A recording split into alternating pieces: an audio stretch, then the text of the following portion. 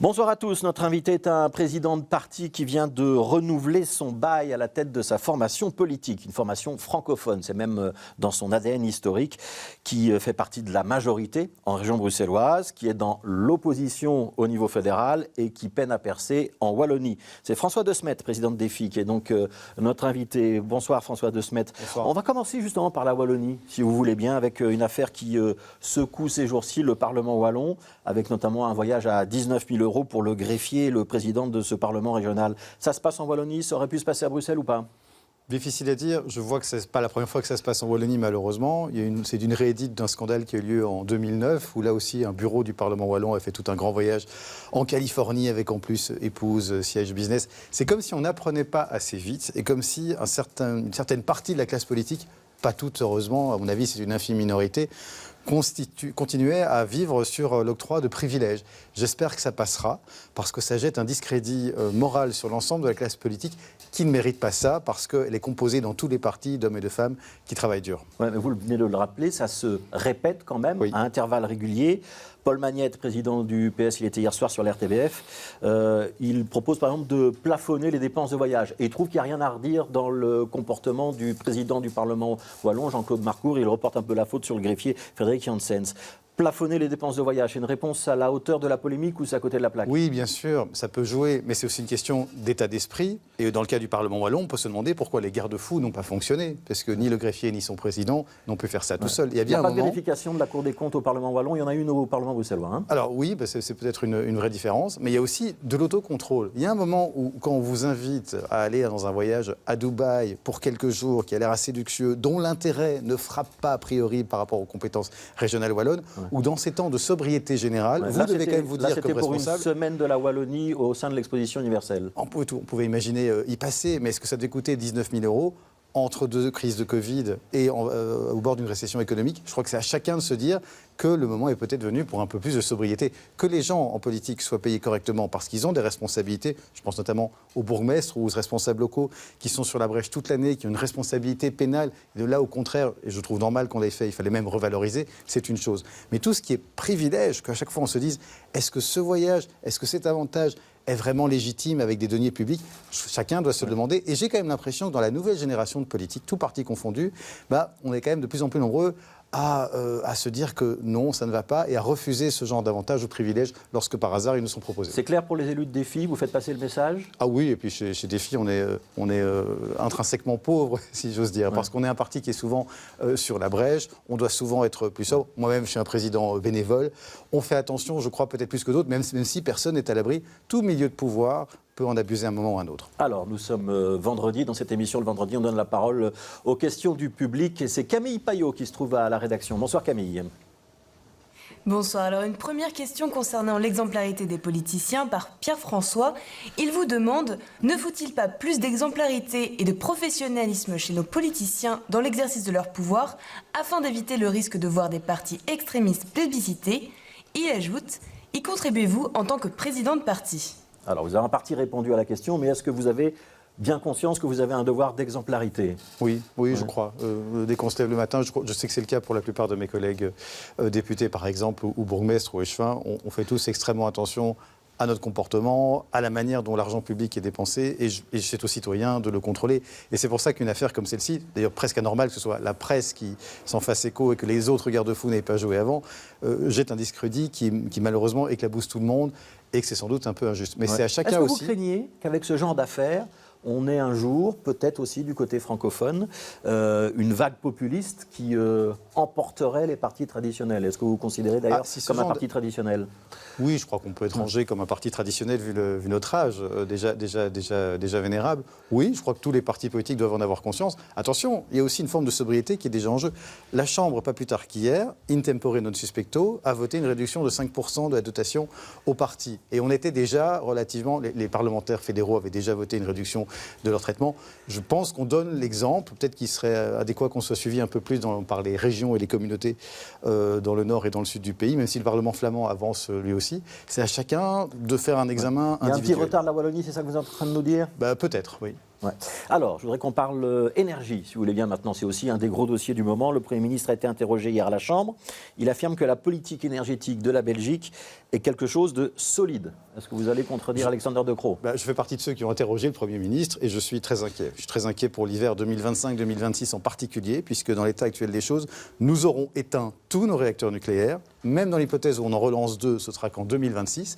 Et les solutions qui nous sont proposées pour l'instant de briques et de broc, à savoir économiser un peu de combustible pour peut-être prolonger de quelques mois en 1 ou 2, sont recalées par Engie. Et en plus, cerise sur le gâteau, tout indique à ce stade-ci qu'il n'y aura peut-être même pas d'accord avec Engie sur les 2 derniers réacteurs. Ouais. Mais donc, c'est pas un problème que justement la décision au final soit dans les mains d'Engie, un opérateur privé ? Mais on a tout fait pour qu'elle soit malheureusement dans les mains d'Engie. Engie avait dit, écoutez, si vous voulez jamais voulez prolonger 2 réacteurs, il nous faut une décision avant décembre 2020. On a un gouvernement qui, au lieu de décider dès son arrivée en octobre, a procrastiné, a fait de report en report. C'est quoi la solution, donné... François de Smet ? On nationalise les centrales nucléaires, on nationalise Engie, on passe par une loi pour obliger Engie à prolonger les centrales, même s'il n'a pas envie de le faire. Le problème, c'est que ce n'est pas juste un opérateur qui nous avons donné beaucoup de moyens, c'est aussi des contraintes physiques. Le combustible, il faut aller le chercher, il y a des normes de sécurité.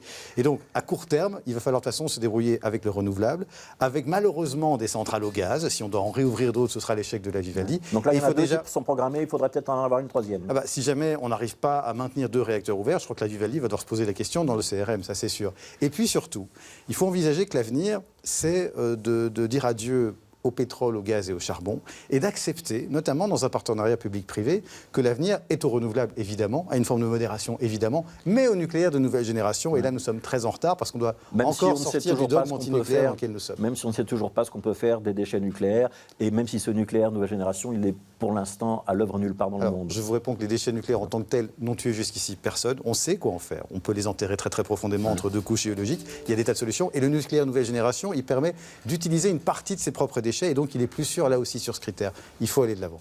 Alors, autre discussion sur l'énergie, c'est au niveau régional maintenant, le manque de concurrence en région bruxelloise. Il n'y a plus que 2 opérateurs. Le Parti socialiste propose maintenant d'en créer un 3e qui serait un opérateur public, qui serait même producteur d'électricité. On écoute Martin Casier, député bruxellois pour le PS, il intervenait mercredi dans cette émission. Donc l'idée, c'est effectivement d'avoir un opérateur public, géré par le public, qui aura à la fois la responsabilité de produire de l'énergie sur le territoire bruxellois, et on l'espère aussi dans les autres régions. On va installer une centrale à Bruxelles ? Non, mais par contre, c'est l'idée de penser par le mot solaire. On a 20 millions de mètres carrés de toiture, c'est des chiffres de Bruxelles Environnement, qui sont à disposition pour installer des panneaux solaires. Et si l'opérateur est lui-même producteur, eh bien en fait, il ne va pas devoir aller se fournir sur le marché de l'énergie, qui est soumis aujourd'hui à tous les aléas qu'on connaît, et donc on pourra offrir des prix beaucoup plus stables, et puis un service client aussi d'accompagnement en lien avec les CPS, en lien avec tous les acteurs pour éviter des impayés. Alors, un producteur d'énergie publique, d'électricité publique à Bruxelles. Bonne ou mauvaise idée ? Est-ce que DEFI va le soutenir ? Sur la base de la réflexion, on peut se retrouver. C'est-à-dire qu'en effet, la libéralisation de l'énergie et de l'électricité est un échec 20 ans après. Qu'en effet, que ce soit pour du renouvelable, de l'éolien, des panneaux solaires et du nucléaire, vous avez besoin d'un sérieux partenariat public-privé parce qu'un privé, par exemple, ne va pas se lancer dans un parc nucléaire s'il n'a pas une certitude sur 25-30 ans. Par contre, est-ce que c'est à la région bruxelloise de le faire avec la seule surface que nous avons pour mettre des panneaux photovoltaïques ? Ça, je crois que ça manque de sérieux. Je reconnais ça manque de sérieux. Vous êtes dans la majorité avec le PS. Oui, alors ça n'empêche pas que certains aient des idées. On en a aussi, c'est très bien. Discutons-en en donc majorité. Vous n'allez pas soutenir cette proposition ? J'attends de la voir de plus près. J'apprécie Martin Casier par ailleurs, donc je suis toujours à l'écoute des bonnes idées. Là, je pense que c'est un débat qui doit surtout avoir lieu sur le plan fédéral, national et européen, parce que ce soit sur le photovoltaïque, que ce soit sur l'éolien ou que ce soit sur le nucléaire, il va falloir s'y mettre à plusieurs. Mais sur le fait que la libéralisation n'est pas la panacée, ça on est d'accord. Alors, question suivante de nos téléspectateurs, on retrouve Tammy Payot. Alors, une partie autour de Good Move avec 2 internautes, Charles et Anne, qui vous demandent quel est votre point de vue sur le plan Good Move et est-ce que vous croyez que c'est un projet à défendre ou bien il est totalement irréfléchi et n'aide pas l'écologie ? Réponse. Alors, Good Move, c'est beaucoup de choses. Les derniers événements l'ont réduit un peu dans le vocable courant de l'actualité à la question des mailles, des communes, mais c'est aussi le 30 à l'heure, c'est le développement du métro, des transports en commun, etc., etc.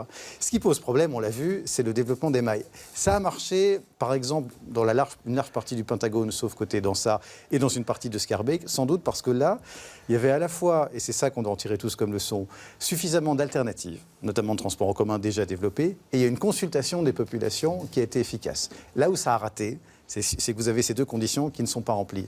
Moi, je dis que la philosophie consistant à enlever petit à petit, sur plusieurs années, les voitures de la ville, ça va dans le sens de l'histoire, mais vous devez, faire en sorte que les alternatives existent. C'est pour ça que nous sommes des grands partisans de la poursuite du métro 3. On pense même qu'il manque 2 autres lignes de métro, des parkings de dissuasion, tout ce qui permet aux gens d'abandonner plus spontanément leur voiture. Et un autre élément important, dans certains quartiers, il y a eu comme un rejet de classe.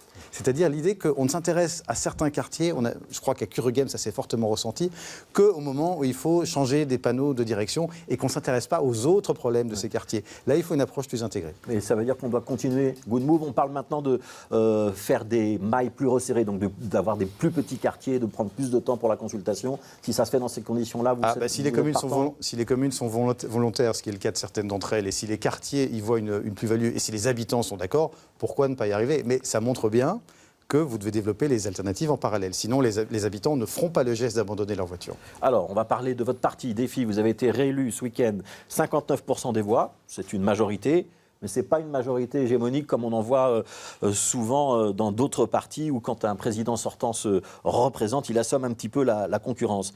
C'est le signe d'une forme de désaveu d'une partie de vos militants? Franchement, c'est un bon score. C'est même un score confortable. C'est une victoire nette. Moi, j'avais été élu il y a 3 ans avec 62% des voix. Oui, je suis à 59. Et je crois que si j'étais venu avec un score... Dans les autres partis, souvent, on est à 70-80%. Si j'étais venu avec un score à 80%, M. Grosfilet, je suis à peu près sûr qu'ici, vous m'auriez dit, est-ce que ça ne veut pas dire que, comme dans certains autres partis, il y a peu d'opposition, il y a peu de discussion démocratique? Il y a eu un vrai combat. C'est un score très honorable si vous vous intéressez au creux de la campagne que nous avons eue. Il y a eu même certaines tensions, mais dont nous sommes évidemment sortis. Et ça montre qu'on a travaillé pendant 3 ans, quitte à faire quelques mécontents, mais que j'ai une ligne qui a remporté une majorité de suffrages. Et je crois que c'est l'important, même si je n'oublie pas, évidemment, les 40% de militants qui ont voté dans l'autre sens. Et on va travailler aussi avec eux. Alors, on sait qu'il y a parfois eu des discussions avec Olivier Minguin, qui a marqué parfois des différences sur certains dossiers. Je vous propose d'écouter Fabien Minguin, échevin à la ville de Bruxelles. Il était lundi dans notre journal de 12h30. Il répond aux questions de Vanessa L'Huillier. Il y a certes des tensions qui sont normales dans une phase de campagne électorale, mais aujourd'hui, je crois que l'heure est vraiment au rassemblement. François a été élu confortablement par nos membres. Mickaël a fait un très beau score. Et donc, je crois que l'un et l'autre ont démontré qu'ils avaient toute leur place dans notre parti, qu'il faut tenir compte aujourd'hui tant du score de Mickaël qu'évidemment de la réélection de François, que je félicite. Il faut tenir compte du score et trouver une place pour chacun. C'est un espèce d'appel du pied pour que vous trouviez un poste pour Michael Vossard qui va siéger à vos côtés? Bon, d'abord, ça se passe bien avec Michael Vossard, je l'ai vu la semaine dernière. Il a envie de continuer à s'investir dans le parti. Je crois qu'il est moins en attente d'un poste, surtout si c'est un gadget qui ne sert à rien, que du fait que ce qu'il a pu apporter dans cette campagne, c'est-à-dire n'oublions pas le développement des sections locales, n'oublions pas le lien avec les militants, soit au cœur de notre action. Et là-dessus, évidemment, on se rejoint et on fera en sorte qu'il soit entendu, ainsi que les gens qui ont voté pour lui, évidemment. Alors, il y a une des grandes questions, c'est celle d'un rapprochement avec les engagés, qui était un peu en filigrane dans la campagne, même si ça n'a pas été réellement débattu. Il y a eu autrefois une tentative de faire un groupe commun entre les engagés et Défi au Parlement de la Fédération de Wallonie-Bruxelles. Ça a échoué. Il y a des rumeurs qui annoncent régulièrement une sorte de coalition, de cartel pour les prochaines élections. Ça pourrait permettre aux engagés d'être plus présents à Bruxelles et à Défi d'être plus présents en Wallonie. Vous n'êtes pas encore entré au Parlement wallon. Ce rapprochement, il est dans l'air ou il n'est pas dans l'air? Il n'est pas dans l'air. Il n'y a pas de discussion. Alors, il m'arrive de discuter, de prendre un café avec les uns ou les autres, et philosopher sur ce que pourrait être... Mais en 2024, il n'y aura pas de cartel, pas de liste commune, pas de groupement de liste, pas de déclaration d'apparentement. J'y vois aucun intérêt, pour une raison simple. Dans tout ce que je viens de dire. Oui, dans tout ce que vous venez de dire. J'y vois aucun intérêt aujourd'hui parce que, d'abord, nous avons un ADN extrêmement fort, que nous avons une forme d'indépendance, c'est pour ça que le MR n'a jamais réussi à vraiment nous fondre, qui tient à cœur à nos militants, et que surtout, la politique, ce n'est pas de l'arithmétique. Ce n'est pas parce que vous additionnez de manière éventuelle... Vous êtes tous les deux au centre, donc socio-économiquement notamment. Précisément, les milieux socio-économiques, et c'est intéressant en soi, nous pressent souvent, mais pourquoi? À cause des arguments que vous venez d'énoncer, vous seriez intéressant et peut-être même en position de faire la bascule trop fortement en Wallonie ou à Bruxelles. Si ce n'est que l'ADN d'un parti, la raison pour laquelle des militants et des gens votent, c'est surtout des valeurs. Et sur la question des valeurs, la laïcité politique, la bonne gouvernance dont on a déjà parlé, la défense des francophones, la lutte contre le nationalisme, est-ce qu'il y a moyen de faire un parti centriste qui soit aussi fort que ce que nous avons comme ADN? Pour l'instant, j'en vois pas les conditions. Donc pour l'instant, je comprends bien, jusqu'à 2024, il n'y aura rien. Si c'est pour se dissoudre dans un maelstrom dans lequel notre ADN serait fondu, je n'y crois pas. Alors on accélère, parce que le temps passe vite. Camille Payot, c'est de nouveau à vous. Oui, alors 2 dernières questions qui ne portent pas sur le même sujet. La première est une question de Bostel qui vous questionne sur votre position sur la neutralité vestimentaire dans les administrations publiques. Et une autre de Bernard qui vous demande si vous êtes d'accord avec la flamandisation de Bruxelles. Alors, ça va peut-être aller assez vite dans les réponses sur la neutralité vestimentaire. Il vient d'y avoir une décision de justice pour la ville de Bruxelles qui confirme que la ville peut ne pas engager quelqu'un qui a l'intention de porter le voile. Et qui est l'antithèse complète du même tribunal du travail sur l'affaire Steve. Donc c'est assez intéressant. Mais ça conforte notre position qui est celle de la neutralité pure et simple, en ce compris mais vestimentaire. À la région bruxelloise, vous avez quand même passé un accord où c'est neutralité pour les fonctions d'autorité en contact avec le public. Non, c'est pas ça. Il y a un accord sur la STIB qui doit réviser son règlement et qui va à peu près dans ce sens-là, mais avec une interdiction générale comme principe et peut-être une série d'exceptions dans le nouveau règlement dans l'intérieur de la STIB quand il arrivera. Pour le reste, il y a surtout un accord pour que personne n'essaye d'imposer sa vision de la neutralité à l'autre avant 2024. Il faudra en 2024 que l'électeur choisissent la neutralité qu'ils souhaitent. Et la donc nôtre, pour par vous, exemple. C'est pas de signe distinctif dans la fonction publique. Dès que vous êtes porteur dès que vous êtes agent de l'État, dès que vous êtes porteur de la puissance publique, à quelque niveau que ce soit, vous devez être neutre, en ce compris sur l'habillement. C'est comme ça que vous donnez des gages de neutralité. Y compris dans une fonction qui n'est pas en contact avec le public. Y compris dans une fonction qui n'est pas en contact avec le public. Parce que qu'est-ce que vous faites en cas... La STIB qui répare les trams, elle n'a pas le droit de porter le foulard. Alors la STIB, il y a un accord particulier, on verra. Mais fondamentalement, ce qu'on appelle la différence entre le front office, back office, il y a quelque chose d'hypocrite. Qu'est-ce que vous faites en cas de mobilité des agents? Qu'est-ce que vous faites? Vous avez la neutralité, ça vous protège aussi vis-à-vis des collègues. Ça vise à assurer un cadre de neutralité pour tous. Donc ça ne résout pas le problème et c'est une brèche dans laquelle nous ne souhaitons pas entrer, même si au fédéral, je tiens à le dire, c'est malheureusement déjà d'application. À la SNCB, vous avez des signes convictionnels en back-office. Et des grandes villes flamandes, à Malines, à Gand, etc. Flamandisation de Bruxelles, ça a été un grand combat du FDF, l'ancêtre de Défi. C'est toujours une menace aujourd'hui? Il y a une flamandisation des administrations de l'État fédéral, surtout. C'est la plus grosse menace. La flamandisation de Bruxelles, c'est moins une menace aujourd'hui. Par contre, il y a une menace de l'anglais qui est en train de tout bouffer sur son passage, que ce soit dans les commerces, dans les tentations de certains donner des noms à des politiques ou à des projets comme les Journées du patrimoine. Et je crois qu'il serait intéressant que néerlandophones et francophones rappellent que ces 2 langues doivent être les 2 langues administratives et d'usage à Bruxelles. Allez, il nous reste 1 minute. Je voudrais quand même que vous commentiez un élément d'actualité. C'est les températures très froides dans les nuits à venir et les milliers de personnes qui dorment dans les rues, en particulier des demandeurs d'asile qu'on n'arrive pas à héberger.